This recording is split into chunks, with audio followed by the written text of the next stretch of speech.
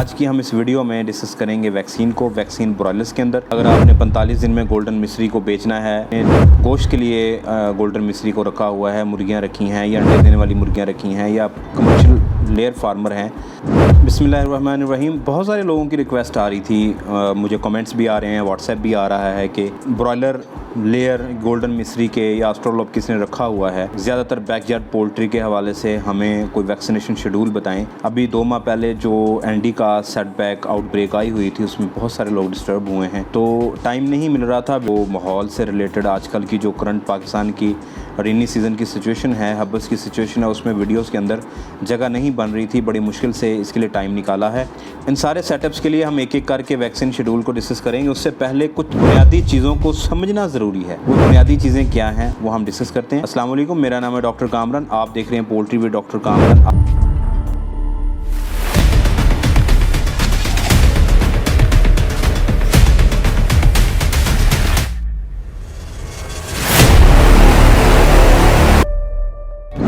Vaccine को समझने से पहले आप समझें इम्यूनिटी किसी भी चीज़ के ख़िलाफ़ डिफेंसिव सिस्टम को कहते हैं, चाहे वो बैक्टीरिया है, वायरस है, कोई प्रोटोजोआ है, कोई हीट स्ट्रेस है, कुछ भी। चिकन की बॉडी में इम्यूनिटी बनाने वाले ऑर्गन्स 2 तरह के होते हैं। प्राइमरी ऑर्गन्स में बर्सा, थाइमस। सेकेंडरी ऑर्गन्स के अंदर बोन मैरो है, स्प्लीन है, उसके पियर पैचेस हैं, उसके सिकल टॉन्सिल्स हैं। बेसिकली इम्यूनिटी 2 तरह की होती है, इन्नेट इम्यूनिटी होती है और दूसरी होती है adoptive immunity. Innate immunity by birth होती है, इनहेरिटेड होती है। जैसे कि ट्रेकिया के अंदर सीलिया होते हैं, किसी भी बैक्टीरिया वायरस को पकड़ लेते हैं, अंदर नहीं जाने देते। इंटेस्टाइन के अंदर बर्ड की नॉर्मल माइक्रोफ्लोरा होता है, बेनिफिशियल बैक्टीरियाज होते हैं। वो अडॉप्टिव इम्यूनिटी 2 तरह की होती है, पैसिव इम्यूनिटी और एक होती है एक्टिव। पैसिव जो वो है जो माँ से बच्चा लेके आता है, जो ब्रीडर से चिकन के अंदर, गोल्डन मिस्री के चूज़े के अंदर, लेयर के चूज़े के अंदर जो आएगी डायरेक्टली माँ से, उसे मैटरनली ड्राइव्ड एंटीबॉडीज़ बोलते हैं, एमडीए बोलते हैं। वो माँ से ट्रांसफ़र होती है, वो पैसिव इम्यूनिटी है। एक्टिव इम्यूनिटी वो इम्यूनिटी होती है जो किसी एंटीजन वो हर एक फॉरेन पार्टिकल को बोलेंगे जो बॉडी के अंदर नेचुरली नहीं होता, बाहर से उसके ऊपर अटैक करता है। चाहे वो आप वैक्सीन दें, वो भी एज ए एंटीजन काम करती है। चाहे उसमें वायरस चला जाए, बैक्टीरिया चला जाए, कॉक्सी चली जाए, कोई जरासीम घुस आएगा, उसे एंटीजन बोलते हैं। एंटीजन के नतीजे में पैदा होने वाली इम्यूनिटी को एक्टिव इम्यूनिटी बोलते हैं। अगर किसी चूजे को बार बार किसी ऐसी डिजीज से, ऐसे वायरस से, ऐसी एंटीजन से उसको हम अटैक करवाएं तो उसके बॉडी के सेल्स उस एंटीजन, उस जरासीम के ख़िलाफ़ एक ख़ास किस्म की मेमोरी बना लेते हैं। आइंदा यही आएगा तो हमने इसके ख़िलाफ़ क्या काम करना है। यही प्रोसेस या अमल जो है ये वैक्सीन की बेस है, यही बुनियाद है।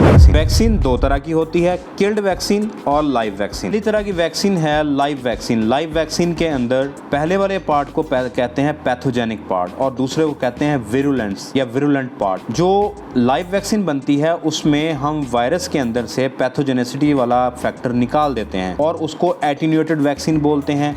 उसमें आप समझे कि वायरस अधमुआ होता है और वो जिंदा तो होता है, रेप्लिकेट भी करता है बॉडी के अंदर जाके, लेकिन वो डिजीज़ पैदा नहीं कर सकता। उसके अंदर पैथोजेनिक पार्ट रिमूव किया होता है, उसके पास वो रिसेप्टर्स नहीं होते जो बॉडी के अंदर जाके उस स्पेसिफिक ऑर्गन को टारगेट करें। किल्ड वैक्सीन के अंदर वायरस जिंदा हालत में नहीं होता, वो रेप्लिकेट नहीं कर सकता।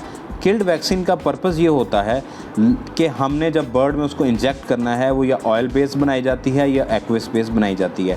उसका पर्पज़ ये होता है कि वो लॉन्ग टर्म इम्यूनिटी दे, वो स्लो रिमूव होती रहती है, बॉडी के अंदर डिज़ोल्व होती रहती है स्लो, और बॉडी उसके ख़िलाफ़ बार बार क़ुव्वत मुदाफ़त बना रही होती है और इस तरह से जो इम्यूनिटी बनती है वो बहुत ज़्यादा स्ट्रॉन्ग होती है। वैक्सीन करवाने का जो रूट्स मैं आपको बता देता हूँ।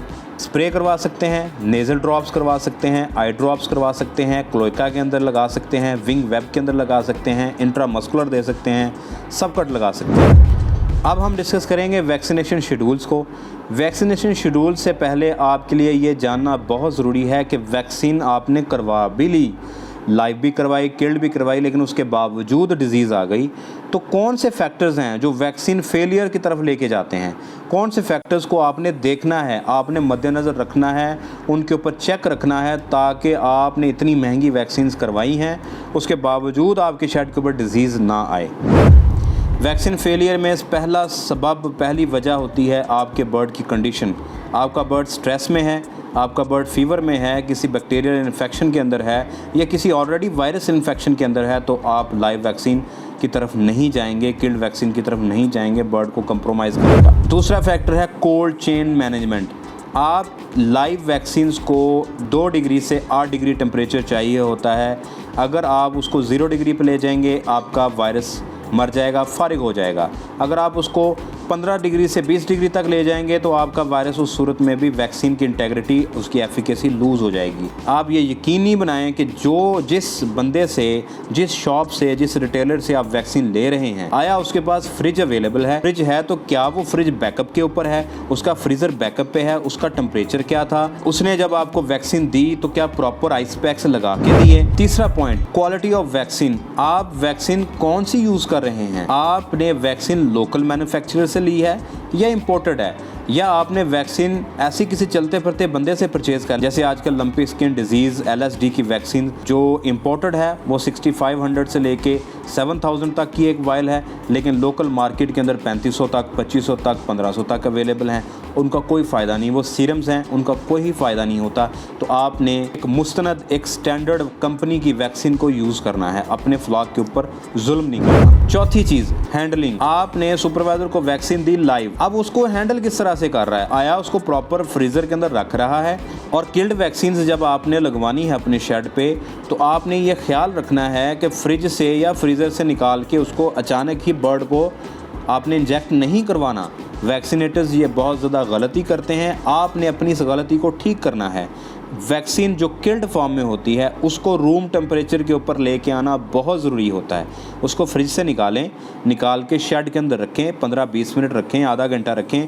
जब उसका टेम्परेचर आपको फ़ील हो कि ये रूम टेम्परेचर पे आ गया है, तब आप उसको बर्ड में इंजेक्ट करेंगे। अदरवाइज़ उसकी एफिकेसी डिक्रीज़ होगी, वो बर्ड की बॉडी में एब्जॉर्ब नहीं हो पाएगी। इसी वजह से जब आप मोटलिटी खोलते हैं तो आपको गर्दन के अंदर एंड वाले यानी कि तैयार माल के अंदर भी आपको वैक्सीन वैसी की वैसी पड़ी नज़र आती है। पांचवा पॉइंट, टेम्परेचर और टाइम। लाइव वैक्सीन करते हुए आपने पानी का टेम्परेचर देखना है। ठंडे पानी के अंदर वैक्सीन करनी है। गर्मियाँ हैं तो कोशिश करें अर्ली इन द मॉर्निंग करें, रात के टाइम वैक्सीन करें। टेम्परेचर पानी का कम से कम रूम टेम्परेचर हो। छठा पॉइंट, पानी आपने कौन सा यूज़ करना है। अगर आप स्मॉल स्केल फार्मर हैं, अगर आपने 100 मुर्गियाँ रखी हैं, 50 हैं, 3000 है, 5000 है, आप वैक्सीन स्टेबलाइज़र को यूज़ नहीं कर सकते, वो एक्सपेंसिव होते हैं, तो भाई आप मिनरल वाटर ले लें। बिल्कुल जो सादा पानी ज़मीन से निकल रहा है, नहरी पानी, उसको इस्तेमाल ना करें वैक्सीन के लिए। अगर आप बड़े फार्मर हैं, अगर आपका शेड है 30,000, 25,000, 10,000 मुर्गियों का, आप अफोर्ड कर सकते हैं, तो आप वैक्सीन स्टेबलाइज़र का इस्तेमाल करें।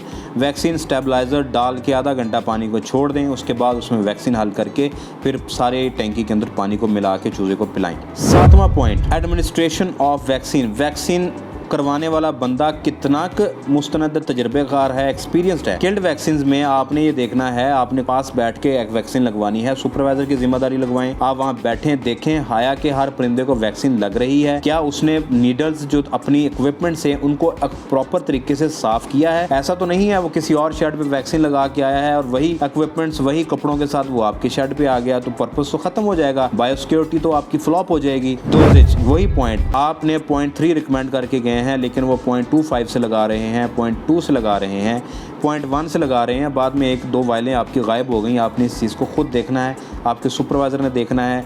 जिस पॉइंट पे किल्ड वैक्सीन आप कह के गए हैं उसी डोजेज के साथ वो एडमिनिस्टर हो।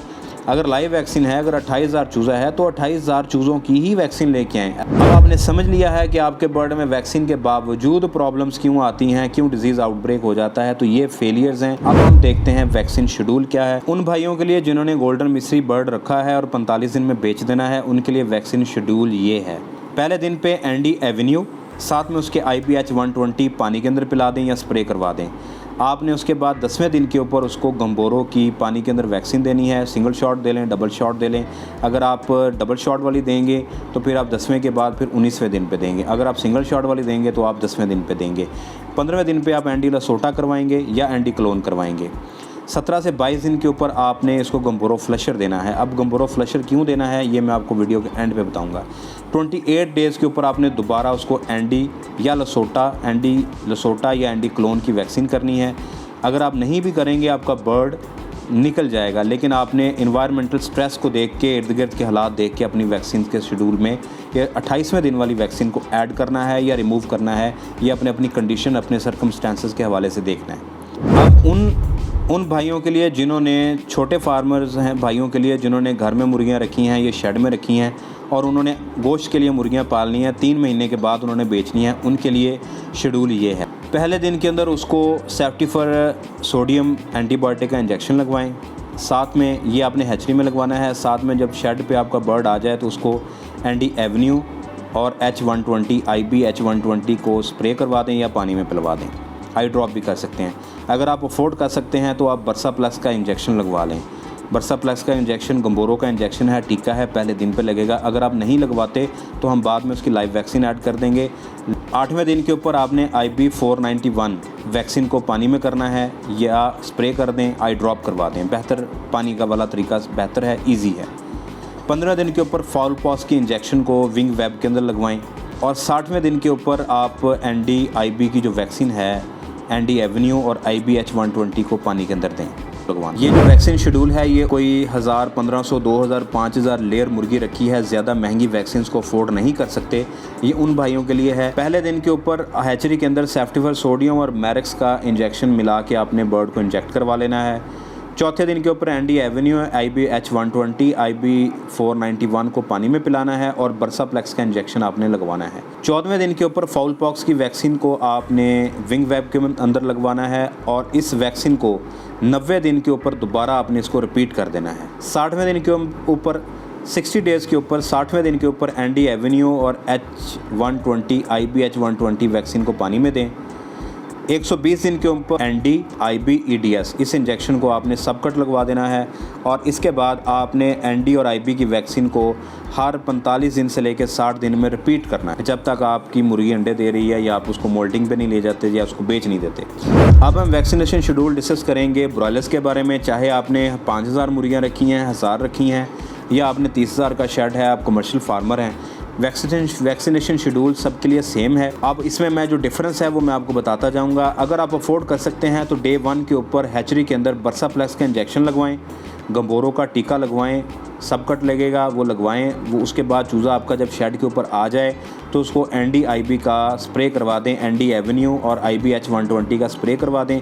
अगर आप स्प्रे नहीं करवाते, अगर आप पहले दिन पे उसको दोबारा इंजेक्शन करवाना है तो आप पहले दिन पे ND और H9 का टीका लगवा सकते हैं। इसके बाद आपने 5वें दिन पे एंटी एवेन्यू, एंटी क्लोन या IB H120 की वैक्सीन को पानी में पिलाना है। अगर आपने पहले दिन पे ND का टीका नहीं लगवाया तो आप 5वें दिन पे इन 2 वैक्सीन यानी ND-IB और ND-IB लाइव वैक्सीन को आई ड्रॉप करवा लें या आप उसको स्प्रे करवा दें और ND का और H9 का टीका इकट्ठा लगवा दें। अगर आप अकेला ND का टीका भी लगवाएंगे तब भी बेहतर है। 10वें दिन के ऊपर आपने गंबोरो की वैक्सीन करनी है, पानी के अंदर देनी है। अगर आपने बरसा प्लेक्स का इंजेक्शन नहीं लगाया तो अगर आपने बरसा प्लेक्स का इंजेक्शन लगवाया है फिर आपको गंबोरो की वैक्सीन देने की पानी में ज़रूरत नहीं है।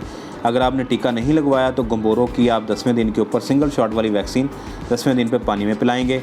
14वें दिन के ऊपर आपने एंटी एवेन्यू, एंटी क्लोन, एंटी लसोटा और IB H120, ठीक है, इसकी वैक्सीन को रिपीट करना है पानी के अंदर। अगर आप 14वें दिन पे नहीं देते तो फिर आपने 18वें दिन पे एंटी क्लोन या लसोटा की वैक्सीन को आपने रिपीट करना है। अगर आपने पहले दिन पे या 5वें दिन पे किल्ड ND का टीका लगवाया है तो फिर आपके टाइटस 20 दिन के बाद बनना शुरू हो जाएंगे ND के। अगर आपने टीका नहीं लगवाया तो आप एक 22 दिन के ऊपर एंटी लसोटा की वैक्सीन को ऐड करेंगे, पानी के अंदर पिलाएंगे।